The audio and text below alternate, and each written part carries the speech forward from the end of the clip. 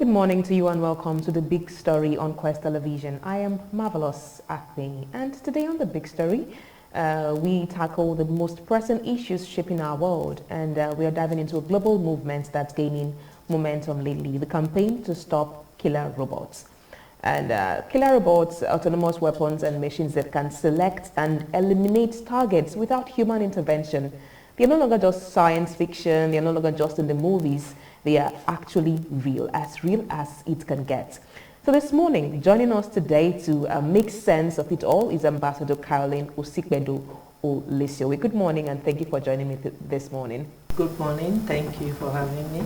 All right. So I heard you talking about killer robots and how so many persons are not even aware of what it is. Before now, I used to think it was just all about, the action movies like the Squid Game, Terminator and all of that. I had no idea that it was even out there or that it was real at all. So I'll start with the first question. I'd like you to tell us exactly what killer robots are. What is killer robots? Thank you so much. So the killer robots are machines that have been manufactured to take life without any human intervention. They can come in form of toys, okay, but they are used for warfare. Wow. They can be sent. And some of these machines, once you place that picture of the person you want to eliminate, yes, you just send it. It goes and take that target and then come back. Wow. So a lot of issues have been happening around the world.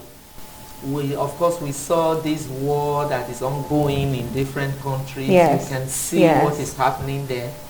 They just figure a target and then before you know, they say it's gone down. No physical person goes there. Now, the issue is about living the life of people to a machine to decide. At the mercy of a machine. Yes. That's too much. Yes. That's too much. Now, let's talk about the campaign to stop killer robots. What is it all about? So, a lot of civil society organizations saw the need to have a legally binding instrument to curb the killer robots.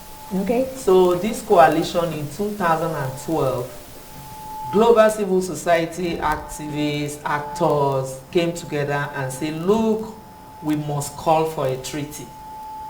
Because, at the United Nations, once there is a treaty, it becomes an instrument that guides the various countries. Okay. That's the states. They call them the states, the member states. Okay. So, but for us to have a legally binding instrument on this issue of the killer robot, there must be a consensus. So this campaign came together to say, look, we must begin to call our governments to take action. So in 2012, we all agreed that we are doing this. Yes. And it was officially launched in 2013. Since 2013 till date, we have been on the issues of advocacy. We are trying to sensitize the various governments. Of course, there will be challenges because government is short-term. Yes. They come and they go, they come and they go. And once a new government comes, we start again. Because nobody is passing over what has been discussed to the next, to the next. So we are calling on member states to sign a document. If you agree that there should be a legally binding instrument, yes, then the world will be safe for us. It will be safe for you, to be safe for your children and your entire family. We're not talking about Nigeria alone, we're talking about the entire world. Now, the United Nations have put up several negotiations. So, like in Geneva, that's where they gather to discuss. And these meetings is where we send our diplomats to represent the various countries. When they go there, are they taking the issue of life and death there, or we are just going there to participate in the meetings and come back? There is a call for countries to sign on. You must agree. Like, for example, when they did the Sustainable Development Goals, yes, 193 member states yes, signed. that we are good to go. That was why it came into effect. So we are looking for those number of countries to agree that there should be a binding document. It's not been easy because countries like China, they mass produce this and they are in business. Yes. But funny enough, China said, we will sign your treaty, but you cannot stop the production. We will still produce because we're in business. We can't shut down our business. But we agree that there should be a legally binding document. So how do we go? It's going to be quite a tough one. I mean, particularly these concerns raised by China. Yes, they are business, but they want to make profit. But yes, they can sign a treaty. But if the continued production is still there, then where is now the ban?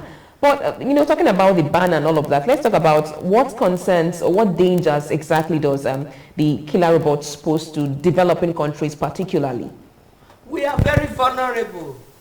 Okay. Developing countries are very vulnerable. Indeed, we are very vulnerable. So this brings me now also to the issue of China. Okay, when China back to made that statement, US made another statement that if this country is not stopping development, then we too will not stop, because we will not fold our arms for anybody to take the lives of all our people. All right.